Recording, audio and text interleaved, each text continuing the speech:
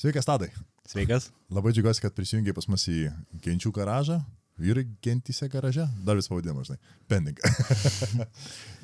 Tai labai smagu ir gal tiesiog tiesiai šviesiai noriu paklausyti, tai kas tu, kaip tu ir kodėl tu, kaip tu atsiradai gentyse? Gal gali prisistatyti?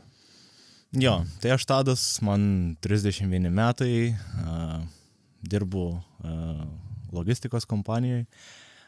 Kaip gentyse atsiradau, tai praeitų metų Mandalos festivalį dalyvavau ir buvo užsiėmimas,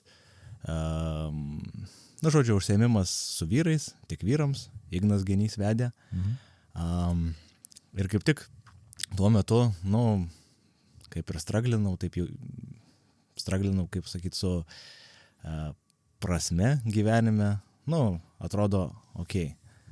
Dirbu darbą, viskas tvarkoj, uždirbu pinigus, bet kas iš to? Va toks va jausmas buvo.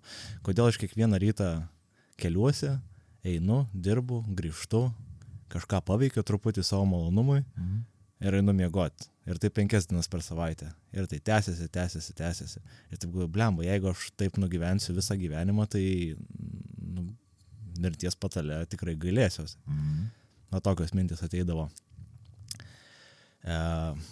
Ir jau kuris laikas buvau pradėjęs dirbti psichoterapijai, nes, galėsiu daugiau papasakot, turėjau visokių reikalų psichologinių, depresija, nerimas, panikos atakos, tokie dalykai, nemažai to praėjęs. Ir čia sudalyvau tam užsiėmime ir buvau visiškai, pasakysiu, išneštas. Kaip ten viskas buvo, nes ten susirinko 50 visiškai tarpusavį nepažįstamų vyrų ir tiesiog paskirstė mus ten į grupelės nedidelės ir uždavė klausimus, dalintis tam tikrais klausimais, tiesiog kaip tu jautiesi.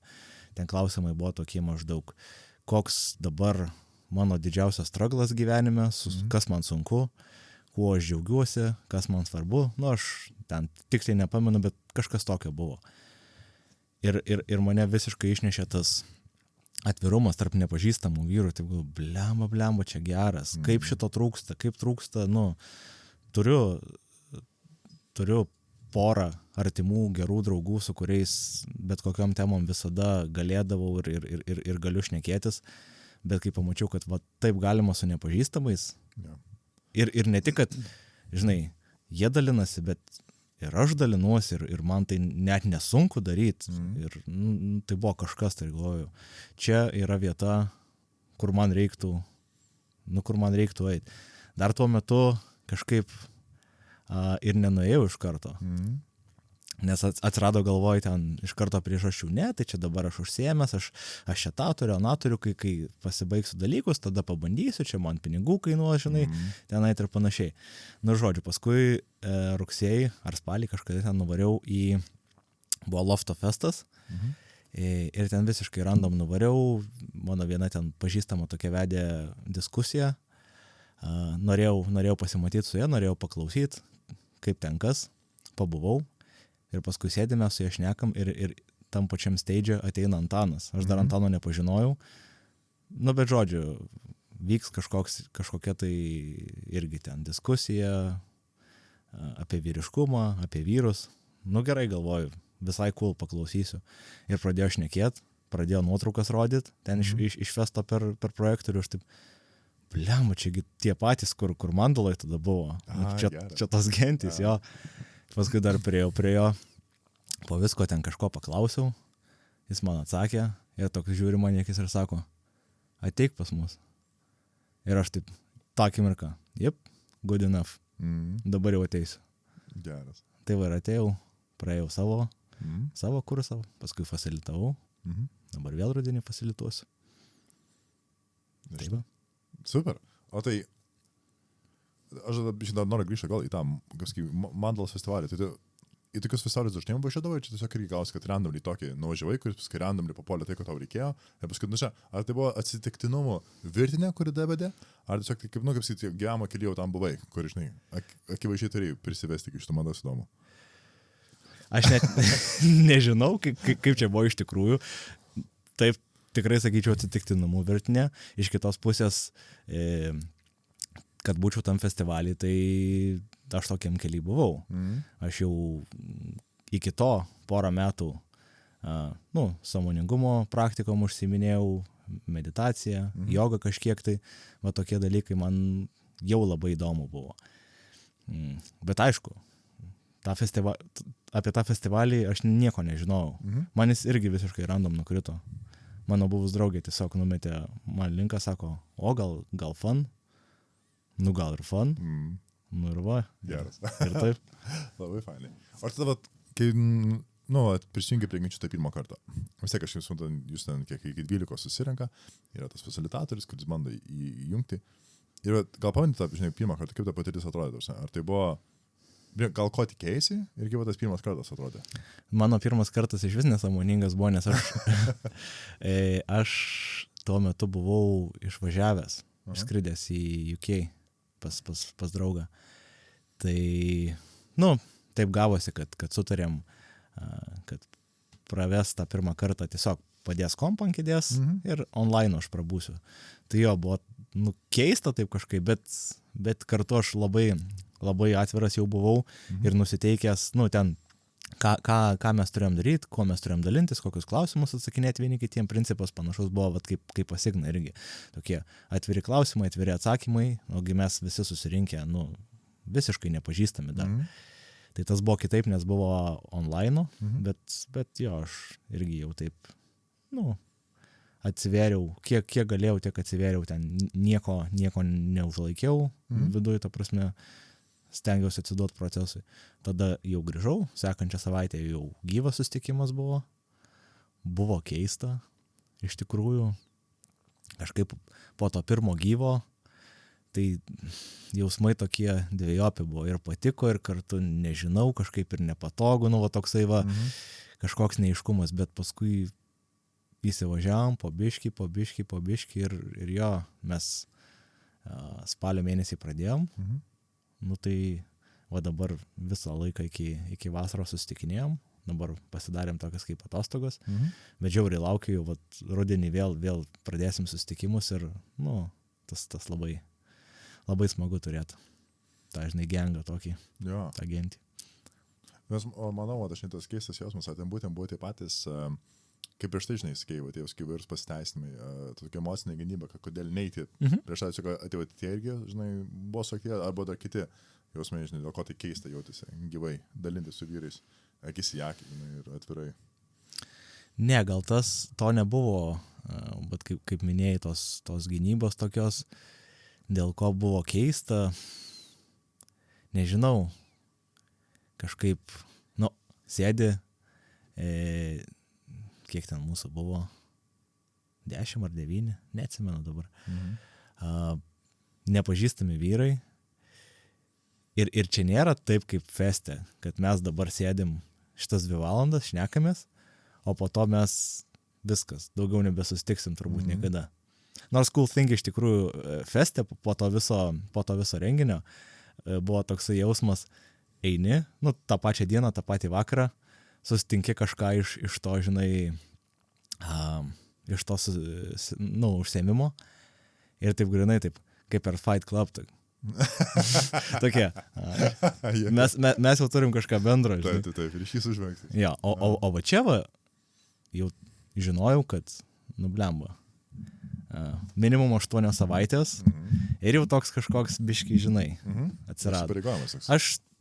Aš buvau atviras, aš dalinausi, bet tai nebuvo patogu, nebuvo lengva, sakykim taip.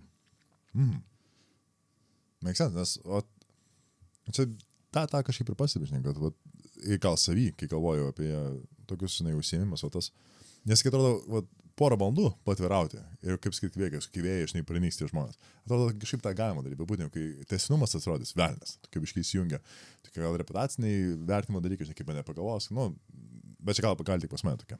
Ir galvoju, tiesiog tada tas jausmas, tas toks keistumas truputėlį, jis šiaip logiškas, nes gal net iš šitos pusės, kad kaip dažnai su kitais žmonėmis taip tenka atvirai bendrauti, su kuriais nepažįsti, žinai. Pas mane labai retai gyvenime, bendrai. Aš tengiuosi tą padaryti, būna, ten, tarkim, draugai susitinkame Balyje, ten eilinį kartą. Ir vis tiek žinau, kad kai draugai, tai kažkoks jau ryšys toks yra, tarkim. Nu, ir važiuoja, kad tiesiog, važiuojam kokią tokią gilę temą. Kas tai bebūtų, ar tai ten savižudybės būtų, ar gyvenimo prasmės klausimas, žinai, ir žiūrite, biški žmonės, biški, žinai, išmuša saugiklius pradžiai, bet kiek kurie tai iš karto tiesiog matosi įsijungia, žinai, emocinė gynyba, čia, durniai, girti išnegam, maždaug nueina ir tiesiog nusišalina, o kiti tokie įsimuša saugiklius, atgal susidai galvo jos, ir tada, gerai, davai, pabandom pakalbėti. Ir žiūriu, kad iš tikrųjų, žinai, kokį kitą pusvalandį, 5 minutės pokalbis yra, gilus, įdomus, ir taip irgi šiaip ne tai, ko tikėjausi, nes tos gal, ypatingai ten, tarkim, prie laus ar kažkas tokio, tas dažniausiai pokalbis toks būna miksas tarp tai, kas vyksta, tai, kas vyko, blevizgos ir, žinai, kažkas rimto. Tai va ketvirta, jeigu, žinai, rimto šiandien dar kažkaip pakapstyti giliau, tada, čia visai kitas vakaras, tai kad tampa.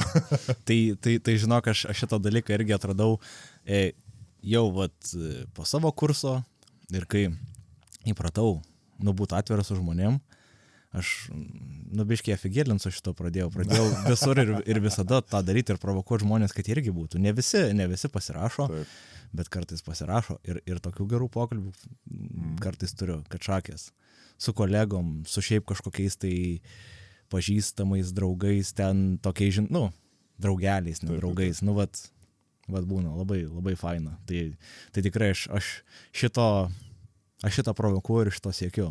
Aha. Aš tiesiog, man kaifas nuo to. Jeigu mes galim turėti gerą atvirą ryšį, bet mes sėdėm su tam šnekam ir turim gerą atvirą ryšį, tu gauni iš manęs, aš gaunu iš tavęs, man čia didžiausias kaifas. Aš negaliu pakęsti, jeigu, žinai, susitinki su žmogum ir yra kažkoks tai blokas ir tu šnekiesi ten apie kažką, apie vėją, apie orą. Tai kam iš vis šito reikia? Pritariu. Tai va. Ja, čia visiškai pritariu pasame. Bet man įdomu, net ir darbės keištas šiandien su kolegomis. Kartais jo. Ok, ar jau ar tiesiog pradėjau išpisti, žinai, kad mums to, čia vėlis dabar atėjęs, kažko bandys aiškinti apie gyvenimą tiesą. Ne, tai aš neaiškinu, matai, aš labiau bandau paklausti, bet, ką jie galvoja. Aha. Ir siek, koks tas būna, tarkim, žinai, atsakymas. Jis vis tiek spektras bus, žinai, dar tie, kurie, davai pakalbama, kad tai būna, ką tu čia? Nebūna? Ne, gal ką tu čia nebūna. Jau vis tiek, aš ten 4 metai su viršum, tai plius minus visi pažįstami, tai daugiau mažiau žinau kiekvieną ir kaip reit, kaip šnekėt. Bet vėlgi, sakau, kai tą gilį pasileidė, jeigu pasileidė, tai atrandi daug naujų dalykų ir kitom spalvom pamatai žmogų, kur atrodo, 4 metus kartu dirbam, net nepagalvočiau. Taip. O sakau, pašneki, tai net pamokų gaunu. Tai labai faina. Geriausias dalykas. O šiaip jau buvo tik, aš maniau, be gylio. Nežinau, sunku pasakyti. Tas be gylio, negaliu į tai atsakyti, nes gal aš tiesiog jo nepajutau, netradau, manęs neprisileido. Vis tiek, aš manau, kad visi daugiau ar mažiau to turi. Tik tai yra kažkokie tai emociniai blokai, kažkas tai baimės, gėda, kitos tos emocijos, tos nefainos, nepatogios, nemalonios, kurios trukdo žmogui tą savo vidų atidaryti. Visigi turi. Bet čia yra tas vienas iš pagrindinių dalykų, kas ir stabdo dažniausiai bet kuriam žmogui tą gylį nueiti. Būtent tos, tarkim, vidinės įvairias emocinės traumos, sienos, barjerai. Ir čia irgi dar pastebėjęs, kad su tokia vos neturi žaisti emocinį džiudžitsu, ta prasme, kaip apeiti arba gražiai naviguoti apie tos blokus, kad tą gylį galėtum prieiti. Ta prasme, nes man čia gal mano toks kalbai modelis, kad yra emocinė gynybė toks kaip spastojo mechanizmas yra. Jeigu triggerini, žinai, kaip, tarkim, ten, kaip, žinai, meškos pasakčių užsidaro ir viso. Ta prasme, jau ten daugiau nepraeis. Ta prasme, viskas užspausta, uždaryta ir ten tu gali su kabaldu dažyti nieko, tiesiog yra visiškai. Ir tada vos ne tik tais dvi opcijas yra. Arba, aišku, geriausiai netriginis pasas, bet jeigu striginti, tiesiog yra gerai, baigti, tiesiog atsitraukti amaut, išeiti iš miško. Arba kitas, tą tokią žalgirio mūšį diversiją padaryti, atsitraukti, bet per mišką, žinai, vėl iš kitos pusės. Ir kartais va tą suveikia. Ir va tą pastebiu, kad tas, kaip sakyt, turint empatijos ir tą norą, būtent gylio rasti žmoguje. Tai va, toks yra ganėtinai nemažas darbas, su kai kuriais žmonėmis tą gilį pasiekti atrodo. Bet man, nežinau, if that makes sense. Jo, bet žinai, aš net neturiu to tikslo, nu, ta prasme, jeigu tu turi blokus, tai viskas tvarkoj, turėk mano, žinai, aš neprivalau būtinai su tavim tą gilį pasiekti ir ten nueiti, jeigu tu nenori, aš ten, žinai, neprivartausiu tavęs, bet, nu, kartais pavyksta su žmonėm, tiesiog, aš per daug nespaudžiu. Bet būna kartais noris labiau paspaus negu išeina. Ne, tai būna, pasakau, ką nors tokio, žinai, kad visi nutyla ir galvoja, vėl tas čiodakas, žinai. Labai gerai. O, tu turi brolių sesę? Turiu sesę. Turi sesę. Su jie išeina apie gilį? Jo. Ne visada, bet pavyksta, jo. Ir ta prasme turi jinai tikrai to gilio. Dar tikrai, manau, nu jinai jaunesnė, 7 metais. Tai matau, kad... Tai pagal emocinę brandą jūs vienamečiai? Nu, gal dar ne. Aš matau, kad, nu, kažkiek tai jinai eina per tą, ką aš ėjau. Tai va, nu, bet, čia žinai, nieko nepaskubinsi, nieko nepagreitinsi, viskas turi savo greičiu, savo keliu.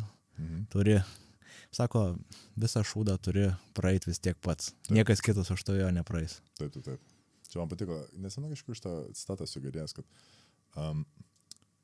tėvų darbas yra duoti tau pakankamai traumų, kad tu per jas pagalėtum pats jį perlipti. Bet perlipti, žinai, kaip mokomąją priemonę, nes ta prasme gyvėjimas būtent su gyvenimiškai traumomis dažnai jas įsisavinti, žinai, pergyventi ir iš jų išmokti. Yra tai vienas tų fundamentalių brandos dalykų. Ir čia man sakau, iš tėvų darbas yra tiesiog tą tokį sveiką traumos lygį. Sukurti traumą, nes be traumų yra tragedija, mano gal, nes tas, kad užaugim minkštam pasaulyje, nes niekad bandytas, tiesiog bet kokį sunkumą patiri iš karto subyrė, nes, nu, what the fuck, kaip čia kažkas gali, tarkim, nepaeiti. Aš jų per didelės traumas irgi negeriu, nes, nu, kaip sakai, lavono niekam nereikia. Ir tai va, tokį, žinai, sveiką traumų lygį palaikyti, atrodo. Jo, visiškai sutinku su šito. Nes, nu, dabar, žinai, galėčiau atsisukti į savo praeitį ir žinai, nu, tikrai buvo nemalonių, daug nemalonių akimirkų, daug nemalonių jausmų, su kuriais nesugebėjau tvarkytis, labai kentėjau ir panašiai. Ir galėčiau galvoti, kad blemba, kodėl viso šito reikėjo, taigi kodėl negalėjo man tiesiog gerai būti. Nu, bet be viso to nebūčiau, kur esu dabar. Net nežinau, kaip būtų. Realiai koks skirtumas, dabar jau yra, kaip yra. Taip. Ir labai džiaugiuosi, kaip yra. Tikrai. O su tėvais išeina tą gilį irgi siekti tenais. Bet, jo, tiesiog. Jo, kažkiek kitaip, kažkiek tai irgi jaučiasi kažkokie tai, nu, ne apie viską galbūt, bet jo, tikrai, nu, dabar patenkintas savo santykiais su tėvais. Labai smagu. Nes visko buvo, žinai, vaikystė, paauglystė, visokių situacijų, šeimoje mano tėvai skyrėsi, tai, nu, žodžiu, ir negražių dalykų buvo, bet kaip dabar viskas išsirutuliojo ir man, ir jiem, atrodo viskas visiems gerai. Džiugu girdėt. Jo. Tai visai realiai, ne, bet dar be kokią atveju galvoju, žinai, kad su tėvais turbūt vis tiek tas gilis individualiam lygmenį vyksta. Tiesiog kaip, nu, žmogus su žmogu, ne porose, žinai, ar tame. Nes, o tai buvimas tas gentyse kažkokia tiesioginė įtaka su tėvų santykiu turėjo pas tave? Pastebėjau, aš jau prieš tai, žinai, vis tiek, nu, nes jau anksčiau pradėjai dirbti vis tiek. Aš negaliu pasakyti, ar buvimas gentyse, nes aš paraleliai gentims ir psichoterapiją lankau. Prieš tai lankiau ir grupinę, ir individualią. Knygas skaitau, podcastų žiūriu. Nu, tiesiog darau viską, kas man atrodo įdomu, reikalinga. Tai aš negaliu pasakyti, kad va čia jau būtinai gentys, o čia jau terapija. Bet faktas, kad per paskutinius porą metų labai pasikeitė. Mhm. Nu, aš pasikeičiau, ta prasme. Čia ne santykis, ne kažkas, visas mano santykis su tėvais, su bet kuo yra apie mane. Mhm. Kaip aš einu į tą santykį. O tai jo, tai pasikeitė. Liuks, labai smagu. Ir, nes čia vienas tas dalykas, aš esu kai jaunesnis galvojau, kad santykis su šeima, nes mes 4 broliai esam, o su broliais, tarkim, ar su tėvais, toks yra kaip ir jau vos ne Dievo duotas. Tačiau koks jis yra, dėl maždaug nekontroliuojamų jokių faktorių, toks yra, maždaug jis nepakeičiamas. Bet irgi tada aš kaip pirmas skyrybas ėjau, taigi tada, žinai, viską gyvename fundamentaliai tiesiog permašiau, tiesiog visą savo realybę, visas požiūris, koks aš, ką darau, kaip darau, kodėl žiūriu, kodėl maščiau, kada elgiuosi vienaip ir kitaip ir kodėl blogai jaučiuosi po to, nu visus tokius dalykus, ten tokius ilgas, daugiametis savirefleksija realiai buvo. Ir kažkurioje tos savirefleksijos, jeigu aš supratau, kad, jeigu nori turėti draugų, vis dėlto tų santykių draugystės reikia dirbti. Mhm. Ir galima iš tikrųjų pagerinti dažnai santykius su draugais. Bet galvoju, tai taip pat būtų galima su šeima tos santykius pagerinti, tiesiog reikia darbą dėti. Ir tada, tai kodėl ten kiti nedėti tą darbą? Koks skirtumas, bet aš jeigu man svarbu, tai man reikėtų pradėti tą.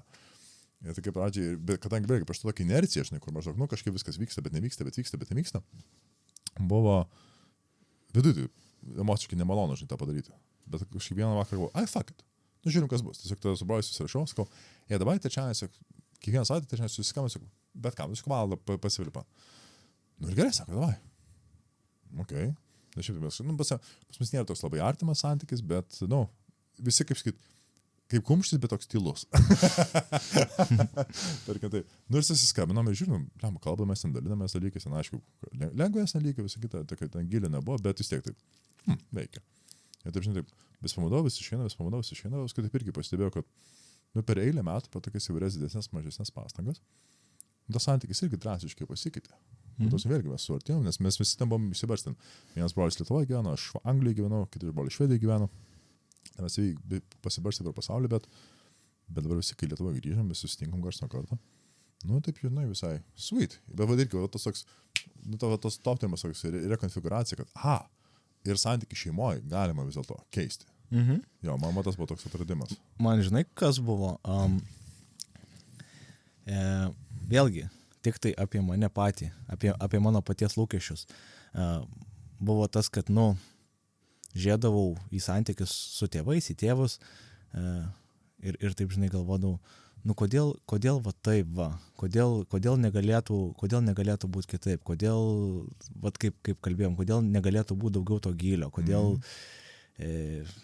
tiesiog, kodėl. Taip. Bet viskas apie mane yra, ne apie juos, apie mane. Nes pretenziją turiu aš. Tai kai paleidau tą pretenziją ir priėmiau viską taip, kaip yra, tada automatiškai nukrito problemos. Nes jau galėjai į priekį tada. Taip. Jo. Man nereikia, kad mes ten, žinai, su mama sėdėtume ir ten filosofuotume apie gyvenimo prasmę ir ten, nežinau, kas yra visata, kas yra Dievas. Man šito nereikia. Žinai, buvau jaunesnis, durnesnis ir galvodavau, blema, kodėl mes va taip negalėtume, žinai, kodėl mes negalėtume taip į tokį gilų santykį eiti, žinai, tokį atviri vienas kitam būti ir panašiai, žinai. Bet čia tik mano pretenzija, kuri man kėlė problemų. Bet, sakai, pretenzijos nelieka problemos. Bet iš kitos pusės... Sutinku 100%, bet papildomas dalykas atrodo, kad... O koks atsakymas būtų į tą klausimą, kodėl nėra tokio santykio? Kokie tie faktoriai, kurie neleidžia? Ir ką įmanoma tos faktorius, žinai, iš tikrųjų spręsti, kad būtų tas? Nes čia toks man dažnai, žinai, žmonės sako, čia ypatingai tėvus, čia savo kartais pastebi, žinai, kodėl tai pasielgiai, ne? Tokį numetį. Ir iš tikrųjų čia yra teisingas klausimas, tik jis blogai naudojamas, nes klausimas yra teisingas, kodėl tu tai padarai. Ir turėtų būti nes ir ieškia ir atsakymo. Bet dažniausiai, tai šito klausimas tai yra, kai giliotina sustoja, visas, žinai, dažnai atsakymo paieška. Ir man atrodo, tai ką, žinai, įdomu būtent, tai kodėl, žinai, ar buvo priežastis, kaip manai, kodėl nebuvo to tokim giliu?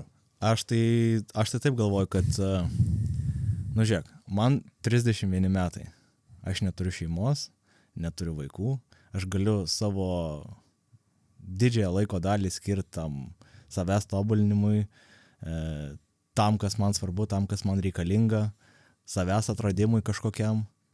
Ir tai, nu sakykime, va čia keletas metų, kaip viskas vyksta, kaip aš jaučiuosi, kad tobulėju ir nu, tikrai tobulėju. O dabar įsivaizduok, mano tėvai, ar turbūt daugelio iš mūsų tėvai, jie ten būdami 21-23 metų, jau apsiženė su vaikais, sėdėjo ir jie jau neturėjo laiko. Jie net neturėjo net prieimo prie informacijos, prie kurios mes turim. Mes esam žiauriai lucky dėl šito. Tai ta prasme, jeigu mes jų vietoje būtume, tai kokie mes būtume? Nereikia būti kokį. Pritariu. O tai tada, žinau, ant ko tau atrodo svarbiau gal santykį stiprinti, tarsi į gilį? Jeigu šeimos, specifiškai šneka. Žinai, su tėvais ar su sese? Su visais? Lygiaverčiai. Šiam momentui labiau su sese norėčiau. Nes jaučiu, kad yra dar tikrai kur tobulėti. Tai va. Bet šiaip jo, jeigu taip va, nežiūrint į mano konkrečią situaciją, tai manau lygiavertiškai. O tavo asmeninė? Tai jo, tai sakau, šiam momentui daugiau su sese norėčiau pastiprinti santykį. Nes, mama, va tas įdomus, sesės neturi, tai aišku, negali tam pakomentuoti, bet man atrodo, kad nežinau, koks tas amžius, bet žinoma, kaip vyras, aš žinoma, tarkim, nuo kokių 25 biškis smegenėlės kitaip pradeda veikti. Nežinau, kodėl, bet tiesiog. Gal pakankamai šūdo iki tada statistiškai praeini. Ar šiaip, gali sakiau tos tavo stano, kad tiesiog biški tokia branda kitai įsijungia dažniausiai. Nu, mano 28. 28, vis tiek labai gerai. Man gal pasigreitina, nes tas skyrybos ir doktorantūra to pačiu metu psichologiškai labai papušina, žinai, padaryti daug išvadų apie savo gyvenimą. Bet galvoju, žinai, vien darant tą prielaidą, kad moterų emocinis intelektas daug anksčiau yra išsivystęs negu vyrų, tai man įdomu, ar būtent moteris tada tą tokią brandą, apie kurią mes šnekam, 28, aš netakau 25, ar jos anksčiau tą brandą pasiekė? Įdomu. Nežinau. Aš irgi tikrai neturiu atsakymų. Jo. Tikrai ne. Nes va tas yra, žinai, jeigu sakai, tau esi 23, tada 30, ir vis tiek, jaučiasi truputėlį tada tose dar, yra toks skirtumas, sakykim, iš emocinio intelekto. Bendravime. Yra? Nu tai, aš manau. Okay, tai vadinasi, tas gepas mažesnis. Ja, čia samprotauju. Bandai surasti tą tašką. Kind of, nes čia tas įdomus toks momentas tikrai yra, nes čia ir iš dalies svarbus momentas, žinai, jeigu mąstau apie santykius, šiaip tarp vyrų ir moterų santykius, ir manyčiau, dėl ko ypatingai jaunesnėse porose būna toks dažnas nesusikalbėjimas ar konfliktai. Man taip atrodo. Nes ir dažniausiai dėl to, kad būtent moters emocinis intelektas yra aukštesnis, ji, tarkim, tose santykiuose geriau sugeba ir, tarkim, apie savo jausmus, jos ir identifikuoti ir juos vokalizuoti. Vyras šiaip durnas tame, dabar nu gerai, glušas gali, nedurnas, dar, kaip sakyti, dar vaikas. Būtent vaikas. Ir tada dažnai tą girdžiu, dabar kaip absurdiškai, bet tiesa, ką čia tos moteris pastoja apie savo jausmus šnekas, ir čia galvoju, nes joms tai fucking svarbu. Ir tai turėtų būti ir tau svarbu. Va, čia tas ir yra, žinai. Ir mano vienas draugelis, dar atsimenu taip, nežinau, ar čia juokaudom taip, ar iš tikrųjų taip galvoju. Negalvoju taip iš tikrųjų, bet taip pastoviai sakydavo, sako, čia mums, įsivaizduoju, kokie 22-23 ir mes tokie, mes viską pasaulyje žinom. Taip, mes tokie afigieni, kad, tu net neįsivaizduoji.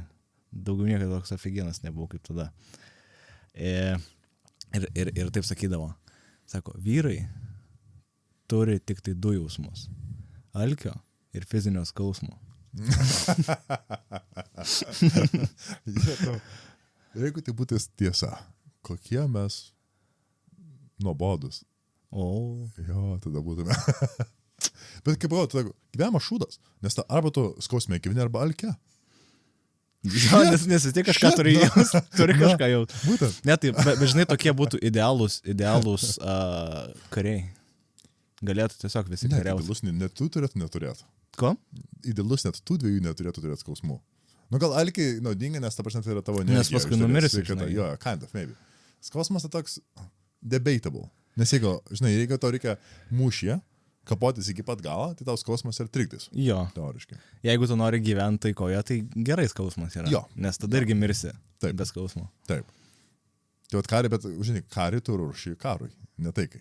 Nu, tai tada galim tokius bičiukus siūst. Jo, laisvai, o dabar kaip tik yra, man iš vienas frontas kažkur truputėlį į rytus.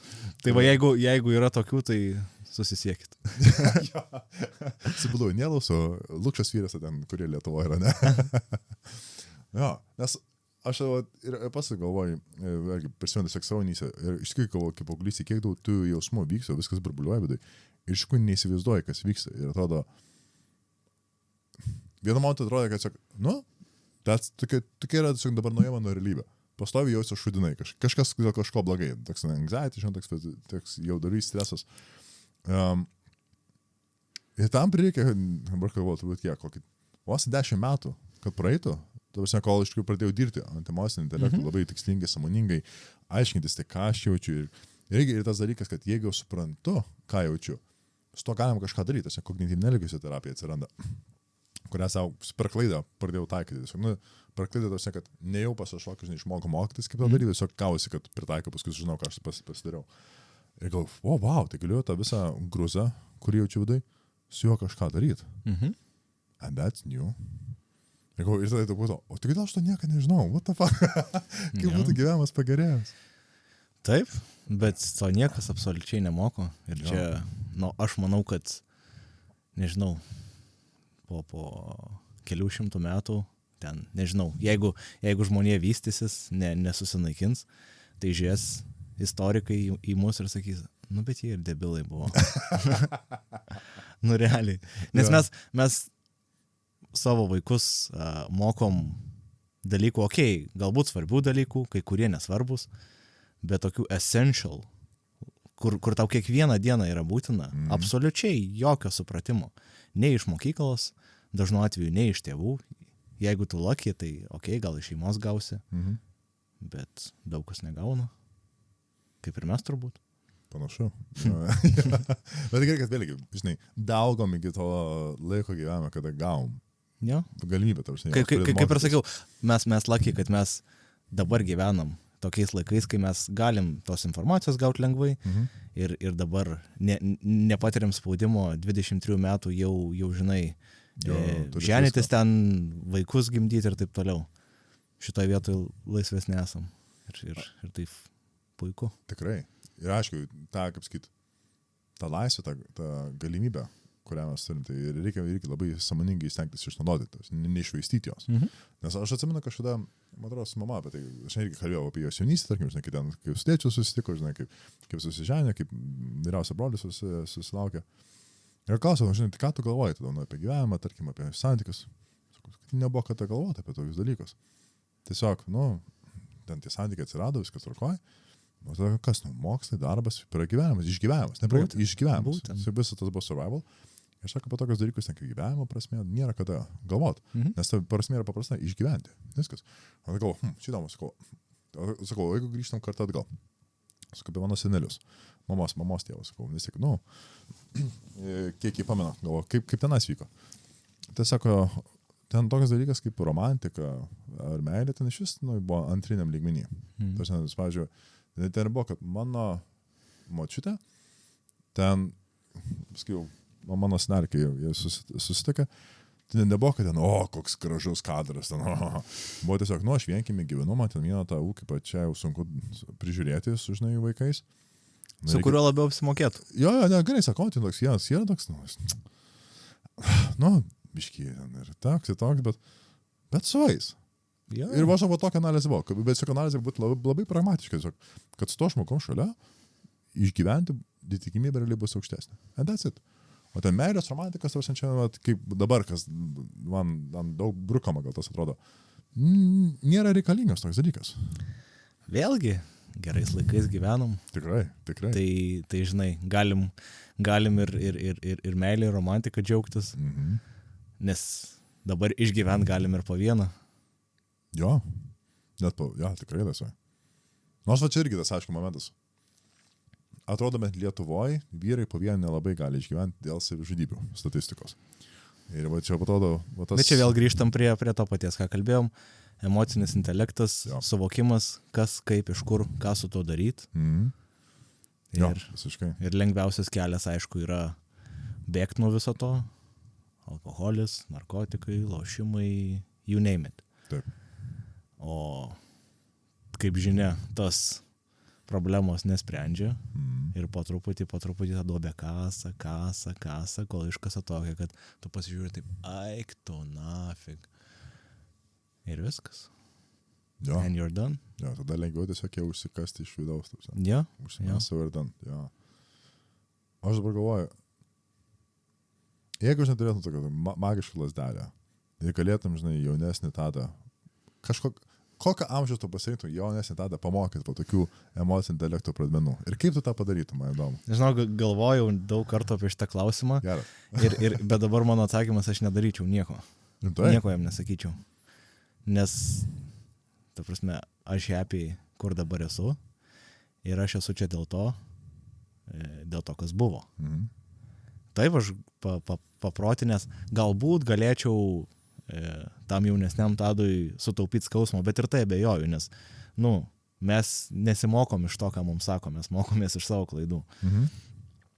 Tai realiai viskas, kas buvo nemalonu, viskas, kas buvo skaudu, viso to reikėjo.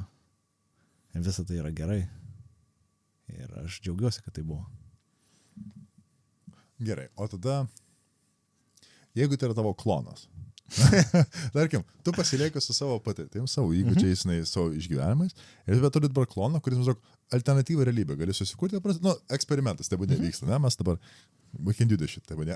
Jo. Ir va tada, kaip tu tokiam klonui Tadui, tiesiog emocinio intelekto pradmenis pamokytum, man įdomu, nes čia man čia tiesiog labai irgi pragmatiškas klausimas, nuo kada ir kaip įmanoma emocinio intelekto pradmenis mokyti žmonėms.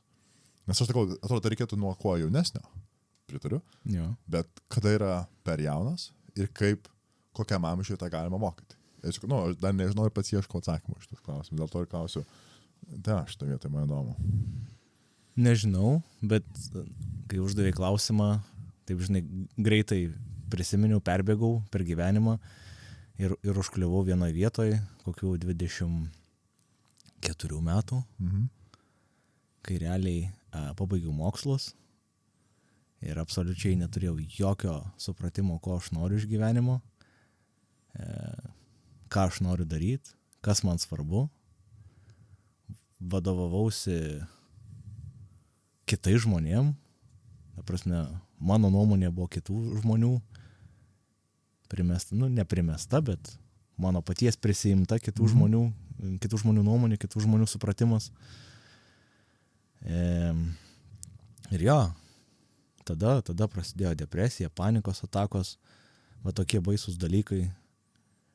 Tai vat kažkada tada norėčiau su tuo bičiuliu pašnekėti, sakykim, jeigu tai būtų klonas. Jo. Ką jam sakytum?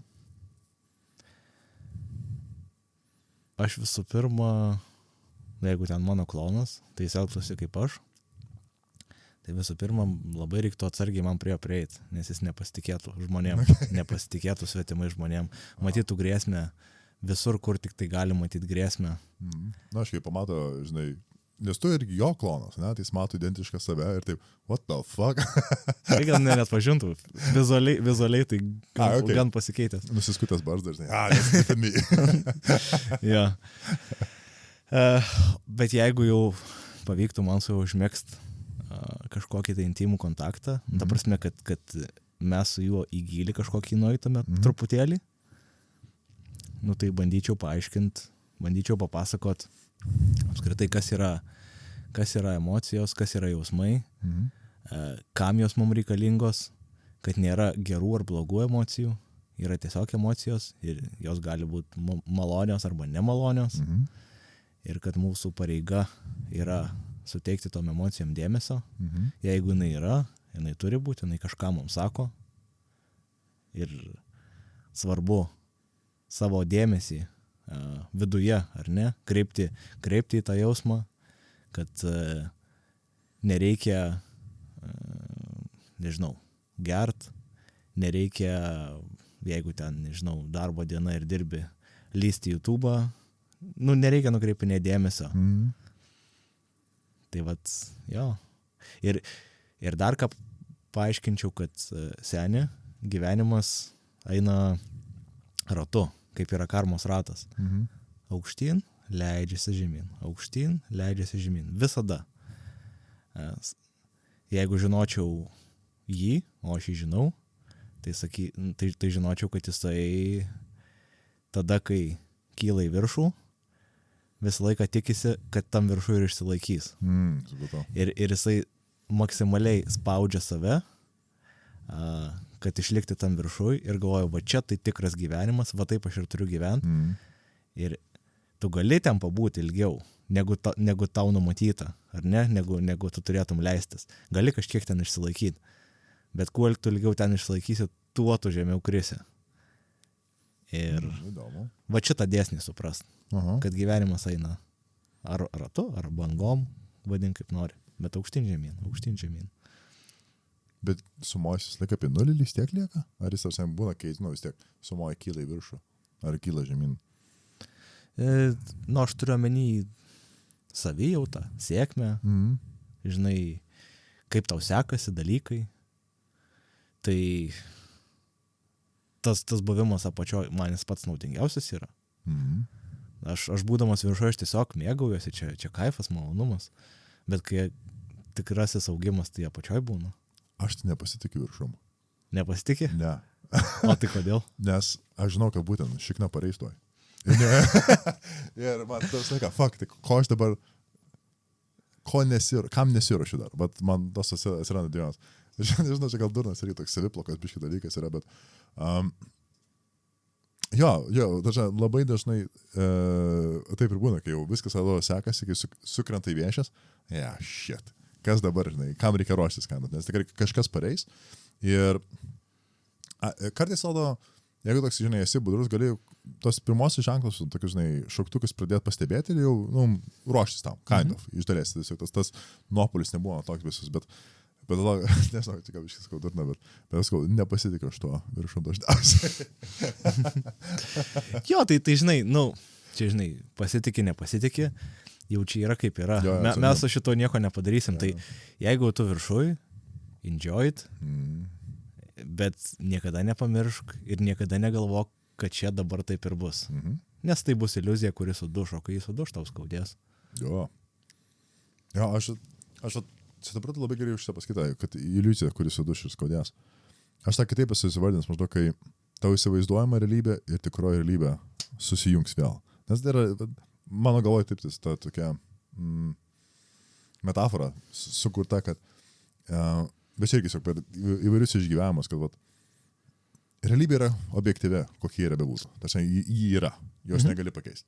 Ir vienintelis dalykas keičiasi mano įsivaizdavimas, kokia ta realybė yra. Jeigu, tik tai, žinai, iš vieno savęs žiūri ją. Ir aš galiu, kad mano įsivaizdavimas nukryptų nuo jos kažkiek. Visą laiką. Tačiau man reikia, kad aš gyvenčiau tobuliai objektyvioje realybėje. Bet kuo toliau aš nueinu nuo jos, įsivaizdavimai, fantazijos, naivumas, kas tai būtų per visus šitus prismės dalykus. Kai grįžta, tai jau būtent kuo toliau buvai nuėjęs, tuo labiau grįžta. Čia, tik ta pati atrodo metafora su kitais žodžiais, man labai patinka tavo. Ką būtent, kai iliuzija sudūšta, tai tiesiog, kuo didesnė iliuzija, tu daugiau šūkių. Kuo daugiau šūkių, tu daugiau skausmas. Taip, tikrai, sakau, metafora grinai iš gyvenimo, iš patirties. Taip. Aš gerai pamenu, kai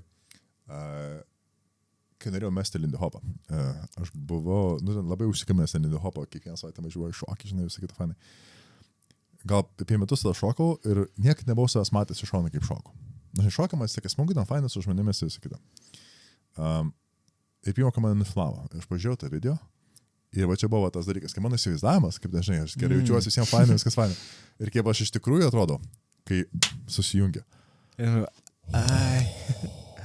Va ten tai buvo psichologinis smūgis. Taip, į padus nukrito viskas. Ir galvoju, aš ant tiek baisiai atrodau, kad what the fuck, neverti net ten šito šūdo, jie, visiškai. Tai gerai, mano dabartinė žmona, mes tada dar tik draugavom. Sako, gerai, chill, biškai ramiai, arklis sustabdom, gerai. Nusirauno maždaug. Tai kitą dieną, vėl kitą pažiūrim, sako, gerai, neblogai, bet, o kas gerai? Žinai, biškai perlip, žinai, susigiavom. Tai per savaitę išėjome, taip aš tą suvirškinu visą dalyką, tą smūgį. Ir paskui, kaip tik iš to daug išmokau, labai gerai. O tiek čia yra dalykai, kurie man nepatinka, kai žinau, kas nepatinka, bet nežinau, ką gerinti. Perfect. Laziu, tai irgi į tą duobę, kai kirtau, kaip aš, kai ten augimas ir vyksta, tiesiog, kad išmoktame. Ir galvoju, gerai, back in business, tada bėgi, visiškai naujas likmo prasidėjo ir viskas labai fainai, bet man labai toks, gal geriausiai buvo apčiuopiamas va tas įsivaizdavimo ir realybės susijungimo tas skausmas. Fuck. Jo, visiškai. Gerai, tada aš biškai noriu grįžti prie ginčių. Tai tu praeitą ciklą, tą pradžiai pats, paskui jau kitame, kaip supratau, apie facilitatorių, ne? Jo, mes pabaigėm gruodžio mėnesį, o aš pradėjau, ten, man atrodo, gavosi sekantis. Aš pradėjau vasarį gal, bet ten jau buvo mūsų gentis, kuris startavo jau viena iš paskutinių buvo, nes jau daugelis buvo jau paleistų ten, ta prasme, kitos buvo aplenkę ten savaitę, 2 savaitę, taip. Supratau. Tai, o kodėl vat norėjai, arba kokias priežastis, žinai, pastumėjai tą facilitavimą? Nes mano galva, žinai, vienas dalykas yra naudotis kažkokio dalyko, pavyzdžiui, ginčių programa ar būti gentainė. Kitas dalykas yra ten duoti savo. Visa kita motivacija, visa kitas ryštas, net iš dalies turbūt įsipyti. Manoma, kaip kas įvyko per tą, kad aš noriu gražinti ir duoti savo. Jo, tai kaip sakiau, buvo man tas prasmės klausimas iškėlęs, kam aš kiekvieną dieną einu į darbą, kad uždirbčiau pinigus, o kas man iš tų pinigų? Ar čia tikrai, čia jau ultimate thing yra, uždirbti pinigų? Ir kai pradėjau psichoterapiją, pradėjau skaityti knygas, pradėjau skaityti psichologinę literatūrą, mokslinę, ir mane kabint tas dalykas pradėjo, nes aš pats nemažai patyręs, nemažai praėjęs ir tiesiog, sakykime, kažkokių žinių įgydamas, jos nėra sausos, jos maišosi su mano patirtim ir man labai, labai aišku ir labai, atrodo, blemba, aš galiu šitame būti naudingas, galiu padėti kitiem, nes aš visai nemažai matęs. Žodžiu, praėjau tą kursą ir jau kuris laikas galvojau, blemba, kaip būtų cool, kažką tai su psichologinė pagalba daryti. Aš jokių mokslų nebaigęs tam, absoliučiai, nes įstojau tam, kad įstot, ten visiškai, absoliučiai nežinau, vaikiukas buvau. Tai ir galvojau, kaip čia reiktų padaryti, ką čia reiktų padaryti. Ir galvoju, pasitaikė galimybė į tas gentis, nueiti tiesiog praeiti kursą ir galvoju, blemba, aš čia bent jau susipažinčiau su žmonėm tokiais, kurie panašiais dalykais domisi. Ir, žingsnis po žingsnio, aš jau su tokia idėja jau, kad, kažkaip tai link tos pusės keliauti. Ir paskui pabaigoju mūsų kurso, pasakė mūsų facilitatorius, kad, ieško naujų facilitatorių, gal kas norėtų. Tada, aišku, dar įsijungė tas, žinai,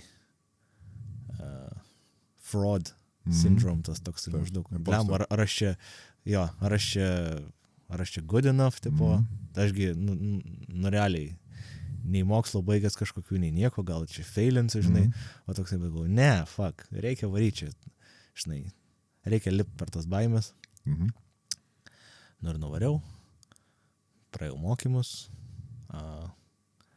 suformavom, mes dviese buvom, facilitatoriai šitos genties, susiformavom tą gentį, ten atrankos pokalbis su Hebra turėjom, ir pradėjom rinktis ir, kažkaip, visiškai atrodo, kas čia bus, Nu gerai, va dabar ateina pirmas susitikimas, o kas dabar? Mhm. O ką aš ten dabar nuėjęs darysiu? Aha. Aišku, yra programa, aš viską žinau, ta prasme, aš pasiruošęs, bet am I good enough? Mhm. Nu va tai va. Bet vien pirmas susitikimas, antras susitikimas, trečias susitikimas, ketvirtas, paskui jau ten eina tie susitikimai ir kuo toliau, tuo daugiau jau atsakomybių eina patiems dalyviams. Taip. Ir jau taip žiūriu į pabaigą, kad oi, blema, kad jau aš čia visai čilinu, jau aš čia nelabai kažką darau ir viskas jau į pabaigą. Ir man žiauriai cool matyti, aš dar esu jų Discord'e, jų kanale. Jie susitikinėja, jie bendrauja, jie dalinasi įspūdžiais, siunčia nuotraukas iš kelionių. Tai yra nuostabu, nes tai buvo tiesiog 8 ten nepažįstami skirtingi žmonės su savo gyvenimais, su savo problemom, o dabar va yra kažkoks tai socialinis konstruktas, kur jie visada gali vieni kitus kreiptis, jie visada nutenkina vieni kitų tos socialinius poreikius, psichologinius kažkokius tai bendravimo. Tai va, labai džiugu. Tai pirmas blynas neprisvilo, skamba. Man atrodo, kad jo, visai geras gavas, skanus. Labai gerai. Ar norėtum geriau pažinti save, tobulėti kaip asmenybė ir surasti palaikantį bendraminčių ratą? Jei taip, užsiregistruok į Gentis. Šiuo metu yra formuojamas naujos grupės net 8 miestuose, taip pat ir virtuali grupė internete. Prisijungęs turėsi savo ratą, kuriame galėsi geriau pažinti save, atvirai kalbėti su rūpimais klausimais, mokysies efektyviai ir pagarbiai spręsti iškilusius konfliktus. Prieš savo kolegas jausi atskaitomybę ir norą siekti asmeninių bei profesinių tikslų.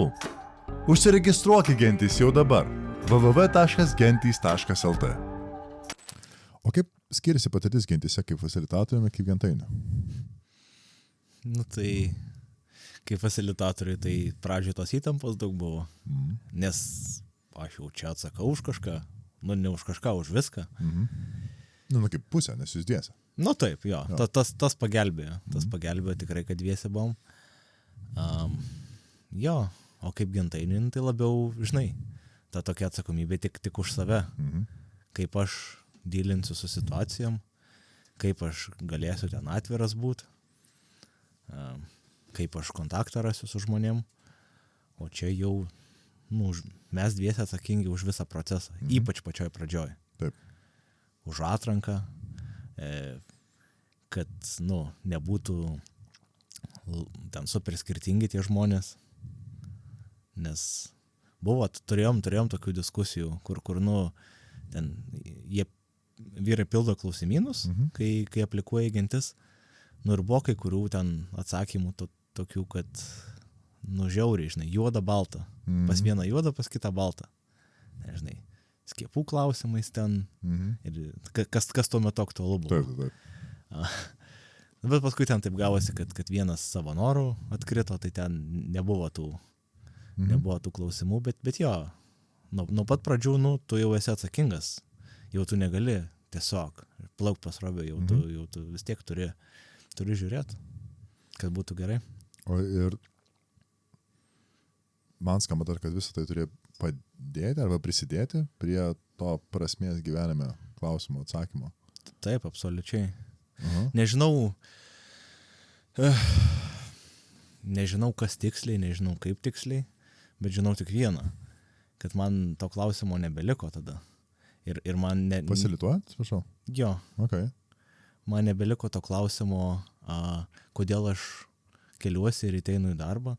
Aš ryte keliuosi ir einu į darbą, nes, ta prasme, aš ten uždirbu pinigus. Šiam momentui iš to, ką aš jaučiu, kad noriu gyvenime daryti, aš negaliu tiek uždirbti, kad pragyvenčiau. Kaip sakiau, aš ten mokslų nebaigęs ir taip toliau. Ir aš absoliučiai neturiu problemos eiti į darbą. Man ten patinka, man chebra patinka. Ir jo, ten aš uždirbu pinigus, iš to aš gyvenu ir visai neblogai. O čia aš tą prasme pasiimu. Tai Gentise būtent dabartinį tą gyvenimo prasmės klausimą ir atsakė. Buvimas Gentise. Jo, nu kaip, žinai, čia nėra gyvenimo prasmė. Taip.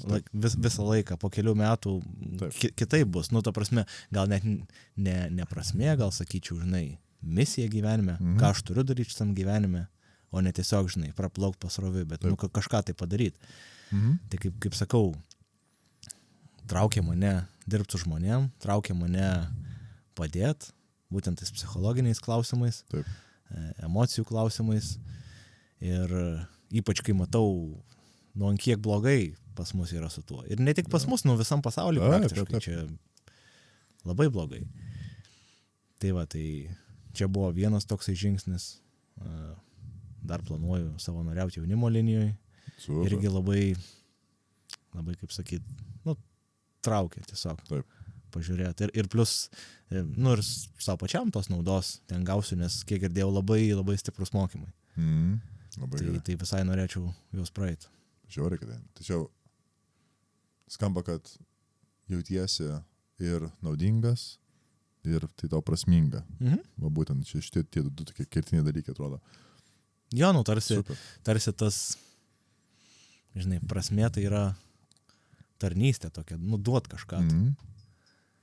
Nes, nu, darbė tai, žinai, aš duodu, jo, tau visada darbdavys sakys, kad tu duodi paslaugą klientui, bet aš tai jaučiuosi, kad aš tiesiog savo laiką duodu akcininkui. Tai, nu, ta prasme, žinai, man tai nelabai prasminga atrodo. O jeigu tiesiog dirbtum su akcininku, būtų prasmingiau įdomu? Ne, aš būčiau akcininkas? Ne, jeigu tu tiesiog bendrautum su akcininku. Nežinai, yra atskirtis dabar, tu spėjai, ar tu esi akcininko, ne? Nu, gan didelį. Ja. Mano tėvukas gerai pasakė, mano kompanija yra šiaip didelė ir jinai, nu, visoje Europoje yra, ta prasme, labai daug padalinių turi. Ir aš kažkada sakau, blemba, žinok, aš kaip pėstininkas ant šachmatų lentos. Sako, tu net ne pėstininkas, tu esi faniera, iš kurios lenta padaryta.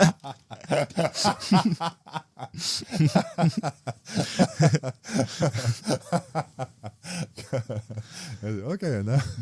Ne, tai, ta prasme, sakau, fair enough, nu, ta prasme, aš gerai tu sakai, aš čia dar pervertinau. Tai reikia dirbti iki pėstininkai. Jo, pėstininkai, žinai, mano vadovai pėstininkai. Gerai, čia labai gerai. Super. Gerai, žiūrėjau įdomu, nes man žinai, labai rezonavo tas prasmingumo ir naudos klausimo atsakymas, nes aš atsimenu dvi knygas, kurias man labai padėjo gal su šito klausimu dorotis viduj. Tai yra tiesiog Viktor Frankl Man's Search for Meaning. Aфиgiena knyga. Nesveikai, tikrai. Visiems rekomenduoju. Ne pirmą kartą čia minėjau šią. Bet kitos, man atrodo, kad dar nesu minėjęs. Ir man labai priminė, kaip tu sakei, ir ten ganėjau, šitas toks modelis yra ten prasidėjęs. Tai vadinasi, kaip gyventi turint 24 valandas per parą. Ta knyga yra parašyta per 19 amžiaus gale, 20 amžiaus pačioje. Na, grubiai, pramoninės Anglijos kontekste. Ir ten knygos aksioma yra ganėtinai paprasta. Nesvarbu, ar tu tatingas, ar vargšas, ar karalius, ar valstietis, mes visi turim vieną dalyką tokį patį. Ta pačią valiutą, 24 valandas per parą. Klausimas, kaip gyventi su ta valiuta. Ir kodėl mes tokius skirst, nu, ten, ir kaip išnaudoti laiką, kokius skirst. Naudingiausiai, prasmingiausiai, visą kitą. Ir ten įvairių tokių, skaičiu, ganėtinai pragmatiškų patarimų duota, bet vienas toks, kur labai surezonavo, kad tu sakai, ir prisiminau.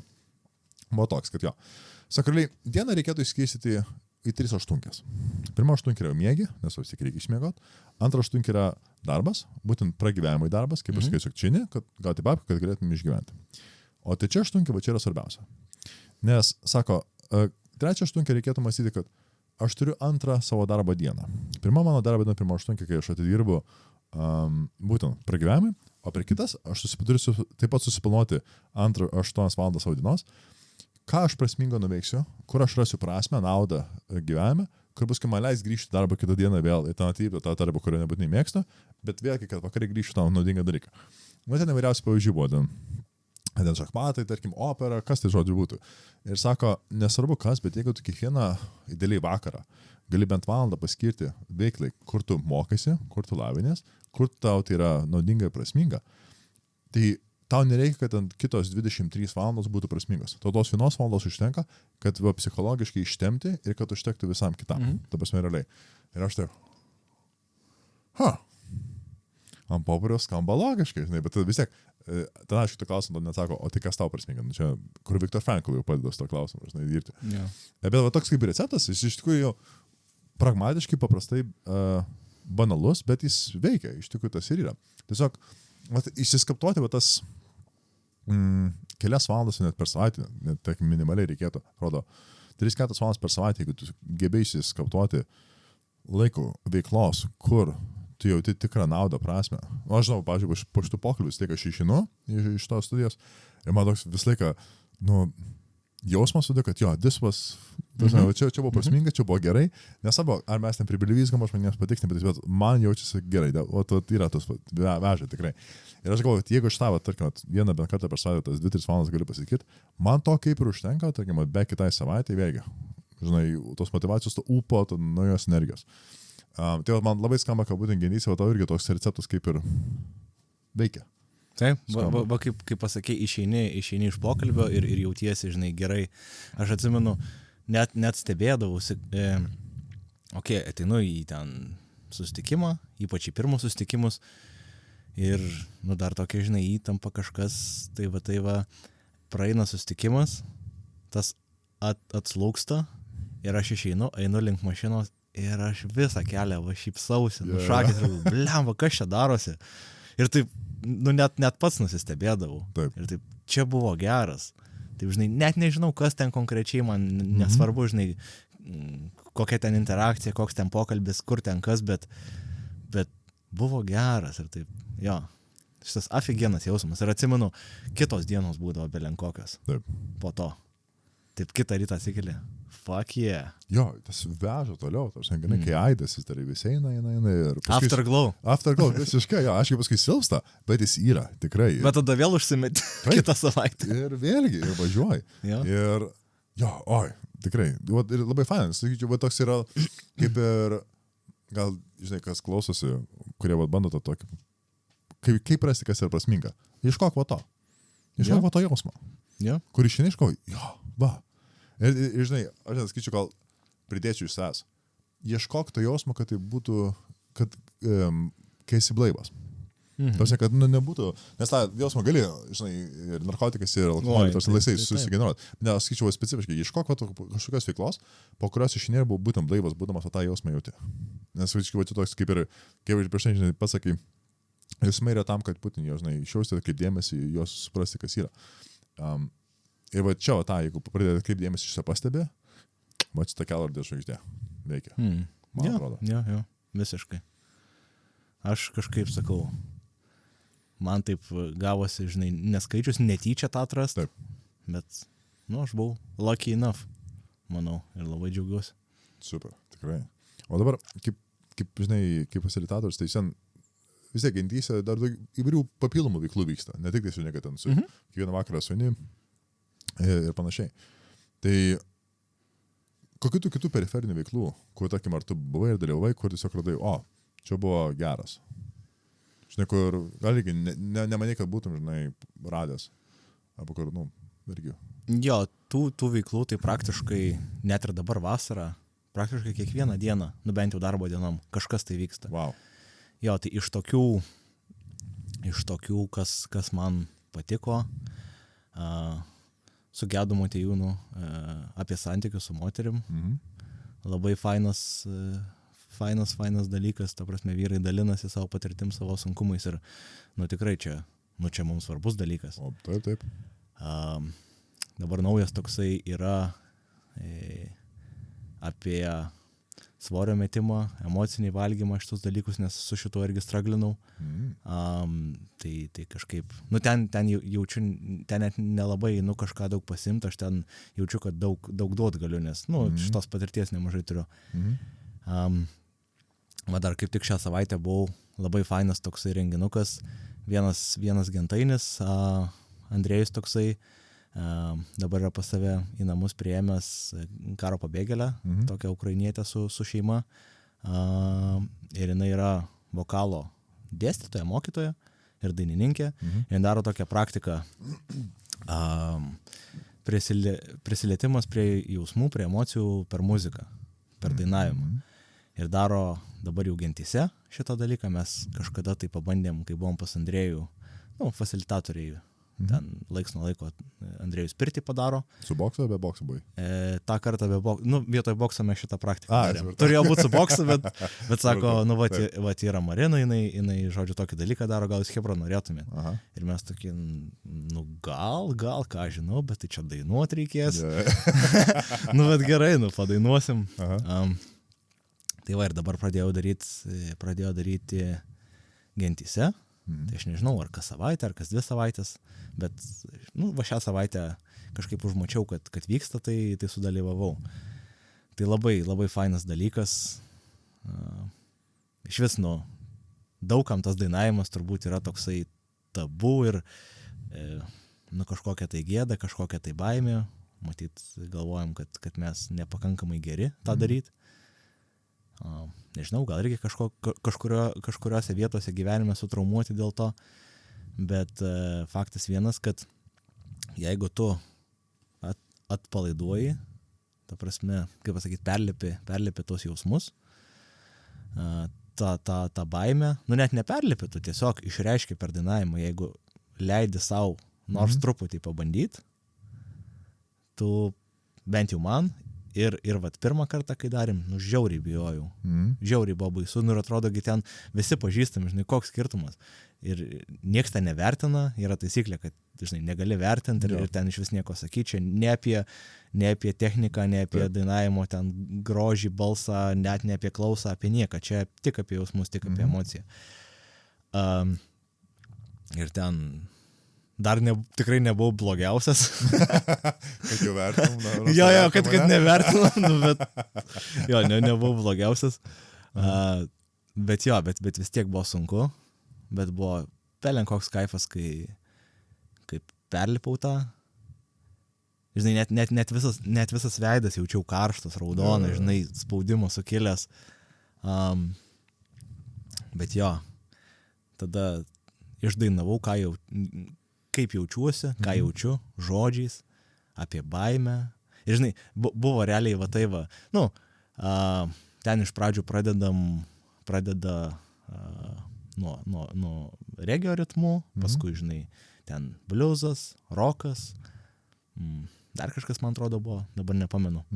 Žodžiu, pirmas tas regis, tai mano praktiškai viskas, ką aš ten dainavau, kad man baisu, aš bijau, tokie, žinai. Ir jau į ten, žinai, link vidurio, man jau drąsiau, man jau ramiau, man jau geriau, man jau patinka, jau kažką paimprovizuoji, žinai, dar pajuokauji kažką, tiesiog, žinai. Interakcijas kažkokias turi su kitais dalyviais, kas labai tokį bendrumą gerą duoda. Ir ir pabaigoje jau visiškai man gera, man ramu, man drąsu, man patinka. Taip. Kiek laiko truko tas sesija? Tada pirmą kartą nepamenu. Šiaip 2 valandas trunka. Tai čia nėra, kad per 15 minučių viską perinė. Tai ten, žinai, dar ne iš karto pradedi ten, pasišnekam, žinai, truputį prisistatom, visi ten, tas užtrunka laiko, bet tokio grino dainavimo, tikrai valanda. Geras. Jo. Nes čia tokia skamba vos ne kaip vos ne geštalto terapija pasidaryti tiesiog su melodija, ne? Iš dalies. Jo. Ir sakau, man stipriausias tas pirmas kartas buvo, tai aš po to atsimenu, dar mes pirtį išsimaudėm ir ten toks geras vaibas. Ir žinai, kas buvo? Žiauriai laisvas pasijaučiau. Tada man buvo visiškai dzin, ką kas ten gali pagalvoti, ką kas gali pasakyti. Tiesiog buvau laisvas. Nugalėjai drakoną savo. Man atrodo, čia tas yra triumfo, žinai. Nes jeigu yra baimė... Aš jį, žinai, nenugalėjau, bet aš jį taip gerai sugrūdau. Taip, žinai. Kas yra pergalė? Tau žinai, kad jis grįžo atgal į savo irštą, žinai, ir sėdis. Jo. Pergalė čia yra. Jisai išlys, jisai visą gyvenimą ten tūnos, bet aš su juo jau pradedu draugauti, tai... Jo, jau iš Nes- labukas, ką tu, ne? O, jaugi lenda bičiulis, jau eisim pasišnekėti. Reikia. Pažiūrėsim patiltų, gal cigarečių turi, ne? Ja. Gerai. Aš taip pamenu, aš irgi labai ilgą laiką dėl savo balso turėjau daug... Seniai, tavo gražus balsas. Ačiū labai. Tu labai gerai skambi, podcast'e. Ačiū labai. Labai tikrai, labai dėkoju, bet iki to reikia daug daryti, kad pirmą ir priimčiau komplimentą, bet ir pačiam tą pasitikėjimą savo balsą turėti ir jį priimti gal, koks jis yra. Nes man šiaip paauglys labai ilgai lūžo balsas. Daug metų. Ir šitą pasipauglys, nepasitikėjimas savim, visus emocijos, visas grusas. Ir paskui gausi, kad aš sugebėjau įsiteikti savo, žinai, kad, prastas balsas, ten šūdinas, žodžiu, tik blogi dalykai tokie. Čia gal irgi, galvoju, prieš kiek metų, 4 kokius, pradėjau, fuck that. Reikia, žinai, ar visą gyvenimą eisiu su dalyku, kurio nemėgstu, nors yra man, koks duotas, ar aš susigyvensiu tuo geriau, ar visai savęs nemėgti. Gerai, nepaisant kaip nemalonu, žinai, reikia bandyti keisti. Tai prasidėti labai paprastai, klausyti savęs, įsirašyti kalbant ir klausyti savęs. To aš tą jausmą, kai išgirdi save per kolonėlės, per ausinės, tą jausmą, tai pradžiai labai nemalonu, bet nieko, gerai, apsipratau per tą. Ten tiesiog per įvairius įgarsinimus. Tada pabiškitino bandė, irgi ten, aišku, sunku, bet. Žinai, po truputį, taip drąsinė, man turbūt didžiausias lūžis buvo prieš 2 metus. Žmona gimtadienio proga padovanojo valandos pamoką su operos solistu. Awesome. Tai norėjau 1-1 ir, pamokė tiesiog bazinio operinio dainavimo, nes jis irgi, jis ne bosas buvo, jis baritonas. Tiesiog pradmenų, kaip reikia stovėti, kaip reikia balsas, žinai, tos dalykus. Ir aš irgi ten, aišku, gerai, kad nesakė, kur važiuoju, nes tai čia būčiau irgi, visi gynybos mechanizmai būtų teisingai buvo, fuck that. Bet, ir aš taip, okei. Irgi toks kikenimas, nes baimė, azartas, visos emocijos eina. Gerai, žiūrim, kas bus. Ten pradžia irgi, žinai, ten toks netikrumas, nes bandai gintis, kaip baimė, toks nemalonumas. Bet faktai, kas bus, tas bus. Žinai, kad dainuoji, bandai ten kažką vis, ten paprasidarykite, whatever. Ir tiesiog būna už vien toks vos ne juoko priepuolis, viskas to tai užsidaro vėliau ir aš manau, ne, stojam. Ir taip, ne, fuck that. Dar nesibaigia bangas turėdom. Ir vėl atsileidai, vėl bandai po truputį, taip visi. Ir tą visą valandą nežinau. Ir paskui man, aš su juo pašnekėjau apie tą psichologinį aspektą visą. Ir jis sako, žiūrėk, tau, sako, balsas yra duotas gamtos. Jau, sako, jeigu imi operos solistą bosist, kuris bosą dainuoja, tai maždaug 5% tau visą darbą duota. Tau reikėtų, jeigu norėtum tą pirinti 5-6 metų, tai darbą ir galėtum. Kitiems, tarkim, iki 10 gali užtrukti. Ir matas, aš nežinau, ar jis melavo ar ne, bet aš žinau, kai išėjau iš tos pamokos, kai sakoju, visas tas įsiteigimas nuo šūdo vertas buvo. Ir ant tiek jau buvo, ant tiek, žinai, tas irgi drakonas ginai užvaldęs būtent šitą aspektą, kad absurdas net galvoju, kaip aš taip ilgai tokį šūdą nešiausi. Ir tai kažkaip labai įsidrasinu. Ir tas vis dar yra toks jau dalyžnai ten dainuojant ar visakėta, bet pas man dabar yra visiškai drąsa lavinant. Ir aš kažkaip kasdieną lavinu. Tai vokalą lavinu, ir dikciją lavinu, ir įkarsinimus. O dabar gavau, labai džiaugiuosi, trečią savo jau komercinį garsinimą. Reikia padaryti, žinai, tekstą. Irgi. Sweet, tas, tokie dalykai. Ir, gerai. Ar yra tas visas jaudulys? Taip, kaip skaitas drakonas vis dar urve, bet jau labai su juo galima dirbti. Jo. Ir žiauri tas gerai. Irgi, tada laisvė tokia, tas ir labai smagu, kad kiekvieną kartą, kai tas drakonas nugalimas, net nebūtinai užmušamas, bet nugalimas. Drąsa, laisvė, toks pasitikėjimas savimis atsiranda ir taip verta. Žinai, kas man yra laisvė? Žinot, kad drakonas yra, drakonas gyvas, bet tegul jis ateina. Aš neturiu problemų su juo. Va čia yra laisvė. Taip. Kai tu dar savo norų nori, maždaug bring it on. Jo, nes čia tik laiko klausimas, kada jisai išlys. Jisai išlys, vėl įlys, vėl išlys, vėl įlys. Viskas visiškai ratu.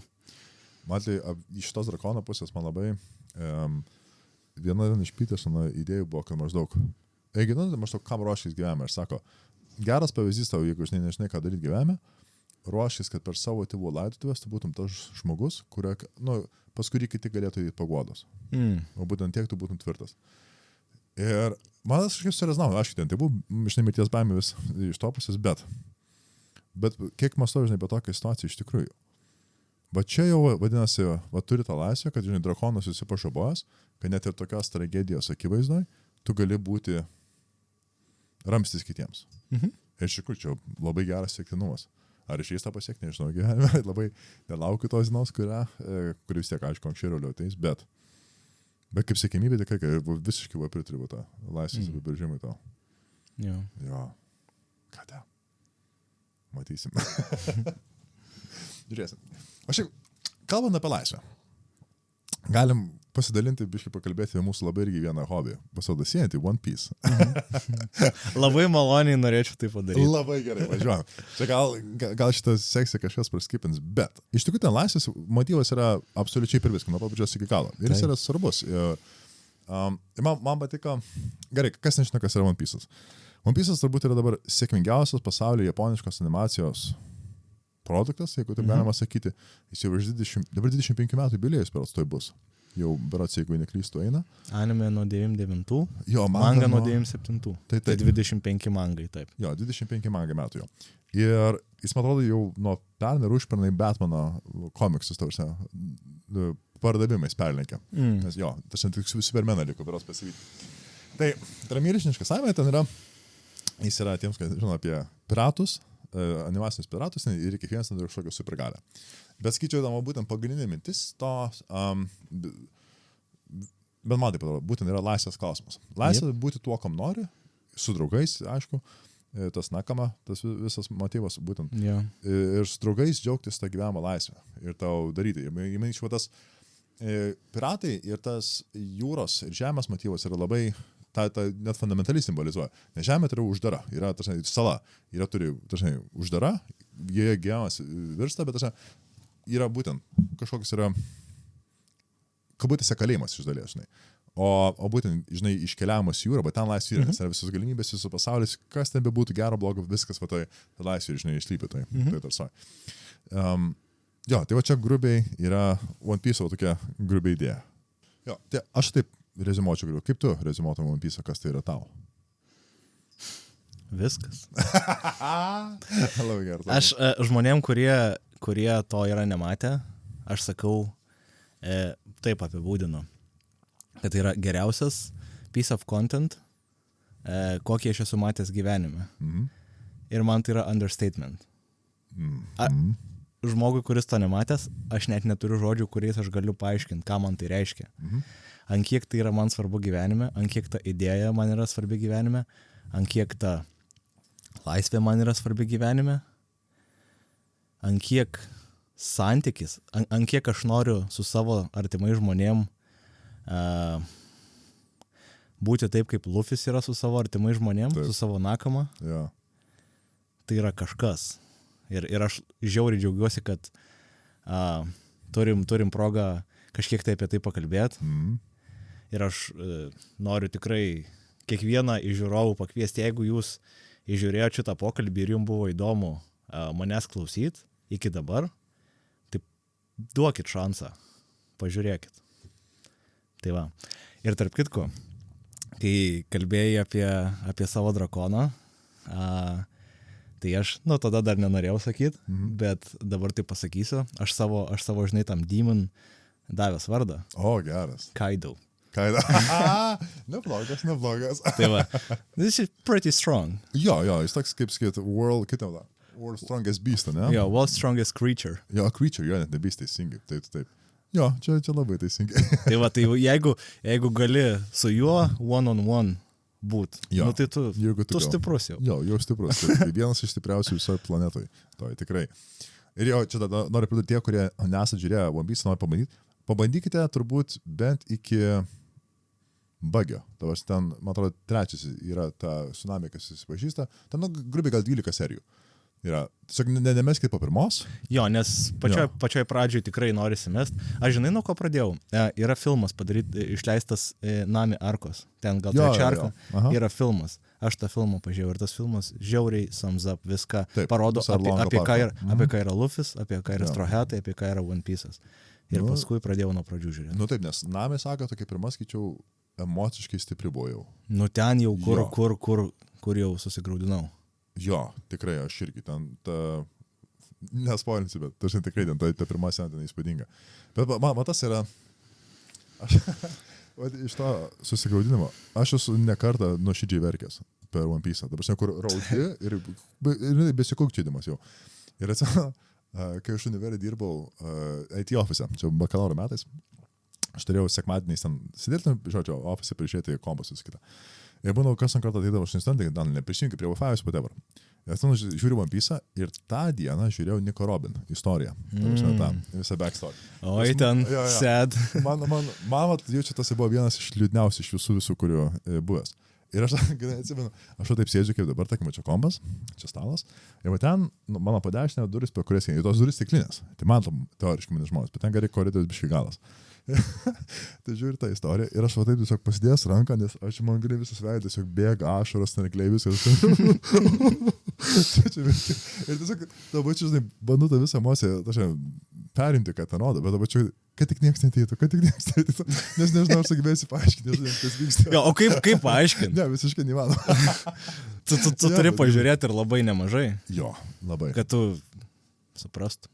Jo, ir iš tikrųjų, tas sugebėjimas emociškai taip susijęti ar įtraukti tave į tuos veikėjus, jų istorijas, jų gyvenimus. Nes realiai kiekvienas iš jų turi tragišką istoriją.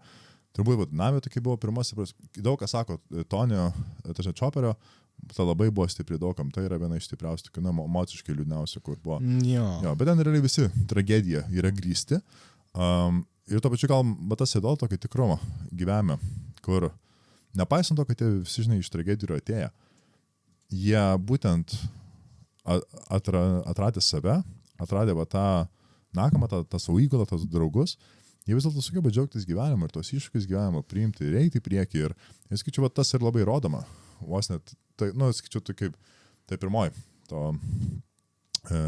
Grand Line visoje serijoje, kai susibūrė visą tą įgulą. Va tas turbūt ir yra, kad, žinai, kiekvienas iš jų ateina iš tų tamsos ir į tokią šviesą. Jo. Jo, grinai. Ir ten, aišku, tai jau gal net labai gerai šitą ir susiję ten, kai buvo Ennis Lobby visą tarką su Nico Robin. Ir paskui, kai pasako tą frazę, kur aš noriu gyventi, kas nori visiškai ten irgi emocinė epopėja, absoliuti. Ir iš tikrųjų, man atrodo, tas jiems apie yra. Dabar, kai galvoju, gal kiekvieno to veikėjo ir kas skaičiau yra, tai dėl to rezonuoja žmogiška istorija. Nes mes visi tiesiog norim gyventi. Mes visi norim šokti, norim gyventi, norim būti laisvi, norim būti drąsūs, norim būti tvirti. Ir nepaisant to, iš kokių mes sąlygų atėjo. Ir galų norim turėti draugų, norim turėti bendraminčių, su kuriais galėtume pasidalinti ir jie tave palaikytų ir suprastų. Jo. Jo, nu tai taip, jeigu dar prie to paties, prie tos pačios Robin, tai nu ji buvo tokiose aplinkybėse, kad jinai, ta prasme, tas jos noras gyvent, jis buvo antiek užspaustas viso to, kas jai yra virš galvos, kad jinai pati netikėjo, kad jinai nori gyventi. Ir daug žmonių va taip ir gyveno, ta prasme, su to susidarė ir žudosi, kaip mes kalbėjom. Taip. Nes, ta prasme, kaip pasakyti, laisvė, šviesa, džiaugsmas, ta prasme, visą tai mes visada turim viduj su savim. Tiesiog yra baimė, gėda, liūdesys, nu, tos kitos neneigiamos, negalima taip sakyti, bet tos sunkios, nepatogios, nemalonios emocijos, kurias sunku išgyventi, jos yra kaip debesys. Ta visa laisvė, ramybė yra kaip saulė ir jeigu labai labai daug debesų, tai ir ilgai tie debesys ten būna, tai tau pradeda atrodyti, kad plemba tos saulės nėra. Jo, čia viskas fucked up. Jo. Čia geriau nebus. Tai aš jau gal geriau pabaigsiu visą šitą. Jo, nes kam tam šešėlį visą laiką būt. Jo, ta prasme, jeigu čia tai bus visą laiką, tai fuck that. Taip, tikrai pritariu. Jo, ir vėlgi, įspūdingas skaičiu, kad animacija tarsi sugeba tą tokią per skaičiu daugelio vaikiškų dalykų, bet labai daug ir rimtų, tikrai sunkių temų pilna. Ir skaičiu tikrai tą žmogišką istoriją perteikia galų gale. Ir man tai toks visą laiką jausmas, kad šiaip, kadangi One Piece yra viena didžiausių pasaulio franšizių, hands down, bet vis tiek kažkaip iš tokia kaip yra atvira paslaptis, nieks nekalba, kad jie žiūri, nors tikrai mūsų turi būti daug, kurie žiūri. Taip. Tu ketvirtas žmogus, kurį aš gyvai pažįstu, kur žiūri. Aš pamenu, kai mano vienas kolega, kaip postdoką dariau, aš irgi kažkaip dažnai, pasėtų tiesiog, pažįstami, tarkim, lengviai buvo. Ir kažkada, žinai, Spinal turi, žiūri, žinai, Straw Hat'o vėliavėlį, aš taip. Aš užkalbinčiau iš karto. Iš karto. Taip, sakau, tu žiūri One Piece'ą? Taip. What? Bet, žinai, kai atrodytų, kai, žinai, iš kokių senų filmų, žinai, kai šnipą prigautų, šnipas jis taip. Žinai, kas čia klauso, kur čia ką žiūri. Taip... Bet ant kiek šitas malonu yra, surast. Jo, ir tada aš sakau, aš irgi, ir iš karto, bonding. Ir jau ten gali valandą sėdėti ir šnekėti. Aš pas mus atvarė į darbą kolegą naujas. Ir irgi kažkaip tai, jis ten, žinai, kažkaip buvo sakęs, kad anime žiūri, kažką tai. Ir taip, sakau, aš irgi va čia žiūriu, žinai, tokį. Aš į anime nelabai žiūrėjęs, Dragon Ball, bet tai čia visi. Čia visi, jo, mūsų amžius. Bet mano draugai, labai ačiū jiems, kad įkalbėjo mane pažiūrėti. Va tai va irgi, ir taip, žinai, irgi buvo, blemba, štuka serijų ten, kur aš čia tau žiūrėsiu, anime kažkokį, ašgi niekada nežiūrės. Bet žodžiu, pradėjau žiūrėti ir atvarė tas kolega ir sakau, aš čia tokį One Piece, aš žiūriu, sako, aš irgi. Ir aš taip, ir viskas, bondinimasis prasidėjo, mes geriausi draugai iš karto darbe tą pačią akimirką. Aš tikiu būtent. Nes iš dalies jau pergyveno tą patį. Jo. O pergyvenimai kartu vienė žmonės, tai faktas. Taip. Tu, žinai, gali prisiminti kažkokias vietas, ar deep emotional vietas, ar fucking epic vietas, nes ten fucking epic vietų kiek yra. Kur tiesiog, aš kartais, dabar, kaip tau pasakau, dar prieš podcastą, kad su draugais susitiksim rugsėjo mėnesį UK ir žiūrėsim kelias serijas iš eilės, todėl taupausi serijas. Taip. Tai jaučiu grinai kaip heros addiktas, kad man trūksta. Tai aš YouTube kasdien kažką pažiūriu. Ar kokius, žinai, tos AMV vaizdo klipus, ar šiaip kokias vietas.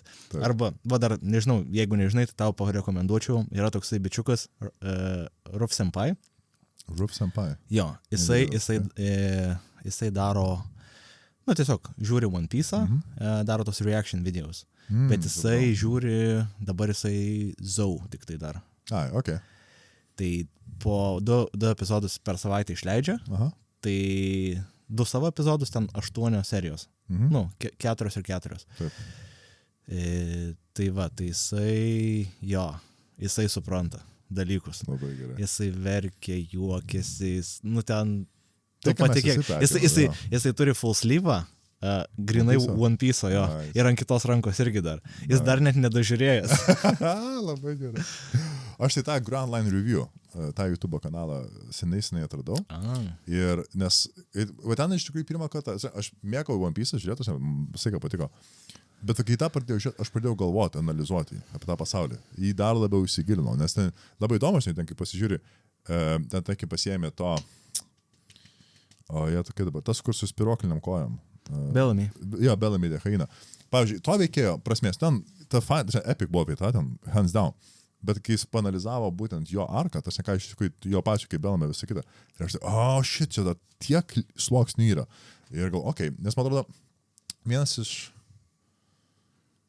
pirmųjų filmų tai kalbos apie Blackbeard, bet vienas iš tokių, kur man labai irgi pakeitė, kaip aš One Piece'ą pats suprantu, tada jisai išanalizavo Luffy kovą su Katakuri. Nes tam šiaip ta legendinė kova, bet ji buvo truputėlį kitokia negu daugelis kitų. Ir jis sako, nes esmė čia pirmą kartą tas pagrindinis gerėtis kovoja prieš pagrindinį blogėtį pagal kitą receptą, nes visą laiką receptas būdavo toks. Blogėtis yra užėmęs kažkokią salą, įkalinę žmonės ir jos reikia išlaisvinti. Ir ateina geriečiai ir išlaisvina, vadinasi, yra kovojamas vardan kitų laisvės. Kad išlaisvina. Jo, toks yra. O su Katakuriu pirmą kartą buvo kitas receptas, kai jis pats yra savęs, savo kalėjime gyvena. Jam reikėjo išsilaisvinti save nuo savęs, tai Katakuri patį. Nes jis koks buvo vaikystė ir kokį jam reikėjo patapti, tai būtent jis save įsikalino ir per tą kovą būtent jis įsilaisvino. Ir dėl to ta kova visai kitokio lygmens, kitaip žiūrisi, kitaip smas. Ir tiesiog, kai žinai, savaitę po savaitę, gal nematyti to visos istorijos. Bet kita, kai jis paaiškintas ir viską tą, žinai, susiję, aš taip, va, jo, ir ta kova visai kitokį ir prasme, į lygmenį, ir tokią gilumą davė, ir taip, būtent gylis buvo visai kitas, ir taip, okay, this is epic now. Ir tada moderniai sektakatelį peržiūrėta visą kovą, tas pokalbis, kaip keitėsi visą tą, kaip rutuliuosi. Kaip Katakurio požiūris keitėsi į Luffy. Bet žinai, ir apie patį Luffy irgi, jokios grėsmės ten nebuvo jau jo draugams. Ta prasme, kai jie ten persikėlė, pradėjo tą fightą, jis turėjo galimybių, kai jis galėjo tiesiog bėgti iš ten. Jo, galėjo visai. Bet blembai, tu nori būti Pirate King, jo, tu nebėgi. Kiekvieną kartą. Bet va čia klausimas, ar jis nebėga dėl savo įgalos, ar jis būtent dėl to, nes jis matė būtent tą nelaisvę jame ir jam, žinai, irgi, reikėjo tą laisvę irgi, žinai, tarsi pasiekti. Ir kas sakyčiau, iš dalies, tai yra toks, gal, žinai, viršant visko kartu, kad man čia sakyčiau, toks yra vyriškas. Nu, gal kaip aš vadinčiau, vyriškas elgesys, kur, žinai, matau tą drakoną ir va turiu ryžto, drąsos ir stiprybės eiti prieš jį kovoti. Nepaisant, kad galėčiau neiti, galbūt tu padaugiau neiti.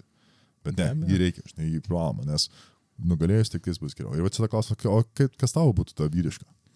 Kaip tu tą vyrą apsibrėži? Tai vienas aspektas tikrai, ką tu pasakėjai, visiškai su to sutinku. Tik tai mūsų gyvenimuose nuo to drakono tu niekur nepabėgsi. Taip. Kaip jisai galėjo nuo Katakurio pabėgti. Kitas dalykas, šituo gyvenimo momentu, nes aš manau, tas dalykas kitaip man atrodys, žinai, vėliau, yra atsakomybė. Atsakomybė, ne tik, kad ten, žinai, galėjimas imtis atsakomybės už dalykus gyvenime, už kažkokius tai žmonės ten, whatever, bet atsakomybė už save. Atsakomybė pirmiausia už tai, viskas, kas vyksta mano gyvenime, yra mano atsakomybė. Viskas, kas man yra blogai, aš esu už tai atsakingas. Okei, ten, žinai, jei prasidėtų karas ir reiktų eit kariauti, gal jau čia ne visai mano atsakomybė, bet 95% atvejų mūsų problemos yra mūsų pačių atsakomybė. Ir kai tai įsisąmonini, va tada tu atrandi tą laisvę. Nes man vyriškumas labai su laisvė siejasi. Ta prasme, kad nušoko mintis, bet gal grįš. Jo, vyriškumas, laisvė. Su laisvė. Atsakomybė. Jo, tai viskas, kas vyksta mūsų gyvenime, kaip sakiau, yra mūsų pačių atsakomybė ir jo, žinok, negrįžtu prie tos minties. Jūs nekarpot? Ne, kaip yra, taip įdomu, man atrodo. Mano atsakomybė, kad pamiršau dabar. Jo. Reikėjo geriau išsimiegoti. Vadinasi, kitą kartą, kai kalbėsim, galėsim tą pilniau atsakyti. Bet jo, aš pilnai pritariu, tame ir slypi, man atrodo, aš visiškai sutinku. Nes kai prisėmė atsakomybę už save, iš tikrųjų turi laisvę keisti dalykus apie save ir apie savo aplinką. Ir kol tu jos neprisėmė jos, tol tu kaltini kitus, ieškai, būtent stengiam nusižarstyti tą atsakomybę ir rodyti pirštus visur, žinai, į aplinką. Jo. Va, ką prisiminiau. Čia tiesiog ir savo pavyzdį, ir žmonių pažįstamų, draugų kažkokių tai, ar ten praeityje buvusių draugų. Blemba, kol dėl bet ko, kas man vyksta, yra kaltas kažkas, aš būsiu fucking miserable. Ant kiek yra kaifas, kai niekas nekaltas. Aš kaltas, aš atsakingas. Mes Genčių feste darėm tokį, žodžiu, Igno Genio užsiėmimas, žodžiu, apie vyro gyvenimo etapus. Ir, žodžiu, darėm tokį pratimą, kad, jis ten pagal kažkokią tai teoriją išskyręs yra, kiek ten plaukto etapų: gimimas, vaikystė, jaunuolio etapas, vyro etapas, senolio etapas ir mirties etapas. 6 etapai. Kiekvieną tą etapą tiesiog ten lauke darėm, daug mūsų, susirašėm ant popieriaus lapų: gimimas, vaikystė, jaunuolio etapas, vyro, ten senolio ir mirtis. Pasidėjom va tai prieš save Ir turėjom gal 5 minutės pereit per visą savo gyvenimą. Ir tiesiog pradedi nuo gimimo ir įsijauti. Kaip tu, nu gerai, gimimo nežinai, nu, bet kaip va, tau dabar atrodo, žinai, tas gimimas, kaip tai yra. Kai pajunti, kad jau nori, pereini į vaikystę, prisimeni, žinai, įsijauti į tą vaikystę, tada pereini į jaunuolio etapą, pereini į vyrą ten, senolį ir mirtis ir taip toliau. Nu ir vat pereini tą visą gyvenimą ten per kažkur 5 minutės. Tai vat vyro etape, nu, blemba, aš tiesiog, aš vos į kelnes nenuleidau, kaip man ten patiko. Oba. Jo, aš atėjau iš to jaunuolio, kuris žiauriai kentėjo, kuriam kalti buvo visi kiti, tik ne jis pats. Ir staiga aš atėjau į tą etapą skaudžiai, sunkiai, per žinai, virsmus. Tas buvo nepatogu, nemalonu, bet labai esu dėkingas Dievui, visatai, whatever, kad tai įvyko.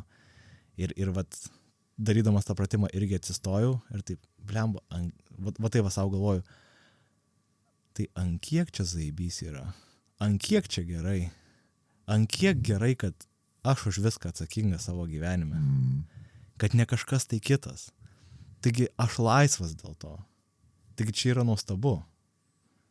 Va taip va, tai buvo kažkas tai tokio. Aš grinai stoviu ir toks visą laiką su šypsena, net žinai, net nebandau susitvardyti, bet net jeigu ir bandyčiau, nelabai galėčiau.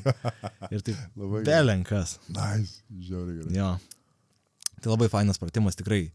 Šiaip labai patiko ir rekomenduočiau, vat, jeigu tokie dalykai įdomu, kad nors pabandyti arba sudalyvauti, kai dar kur nors bus, nes manau vis tiek darys. Tai tikrai labai stiprus, nes ir perėjimas į senolio fazę, žinai. Ir žinai, stovi senolio fazėje ir žiūriu priekyje už metro mirtis. Ir tu žinai, kad su kiekvienai nuo to artėjai. Ir na, kaip pasakyt, aš manau, turim gyventi taip, kad mirtis nebūtų baubas mums. Pritariu. Nes labai bijojau mirties. Nu, va to jaunuolio fazėje. Super bijojau mirties, negalėdavau net pagalvoti. Pagalvoti, taip, ne. Nu, tai čia berniukas taip daro. O kažkaip va tada irgi stoviu, žiūriu ir taip, geras galvoju. Žinai, tai bandžiau įsijaust, nu aš nebuvau tam senolio toj fazėje, bet tai bandau įsijaust, kad aš palikau savo pėdsaką pasaulyje, nu, darydamas tą pratimą. Ir kad ateina ta mirtis, nu tai yra, nu aš iš tikrųjų tikiu, kad mes daugiau gyvenimų gyvenom, tai man, žinai, nėra visko pabaiga, neatrodo taip, tai tiesiog irgi žiūriu, irgi su tokia šypsena, kad nice, nu vat jau artėja, vat į šitą aš ėjau visą gyvenimą. Taip. Ir tiesiog turėjau kažkiek to gražaus laiko, kai galėjau kažką arba padaryti, naudingo, gero, savo kažkokią misiją įvykdyti, arba ne. Nu tai įsivaizdavau, kad įvykdžiau. Labai teisingai. Stipru. Aš tą patį irgi Kenčių Fest'e šiemet padariau pratimą, tai gerai. Žiauriai gerai irgi tos. Nes aš man ten 2 dalykai buvo, man gimimo, tai bus stipriausias mirties ir buvo. Nes gimimo etapą supratau, kad aš visą gyvenimą buvau mylimas. Man tas kažkaip to aptarė, kas skamba akivaizdu, bet nebuvo kažkaip iki tada. Ir toks buvo, wow, labai žiauriai galingai. O kitas paskui, bet irgi, kai buvo senolio mirties, aš žiūriu ir nebijau šitos mirties, o irgi. Tas buvo toks šiltas jausmas, tam maždaug, I've done my part. Aš finišą tiesiog atėjau, pasisusiau bus ir gerai. Viskas gerai tame. Ir kad nebijau baimės, bent tada nebijau mirties, man buvo toks, jo, labai gerai. Tai tikrai, tas žiauriai galingas pratimas ir tikrai labai rekomenduoju visiems. Ar patiems pasmenyti apie grupinę galinę kontekstą geriau veikia, nes paskui apkalbėjimas dar yra, bet ant fucking amazing. Jo, tikrai. Super, čia galingai pabaigiau. Gerai, Tadai, ačiū labai tikrai, buvo žiauriai fainas pokalbis. Ačiū tau irgi. Labai faina man irgi buvo čia padalyvauti. Super, labai gerai. Nu ir ką, iki kitų kartų. Iki.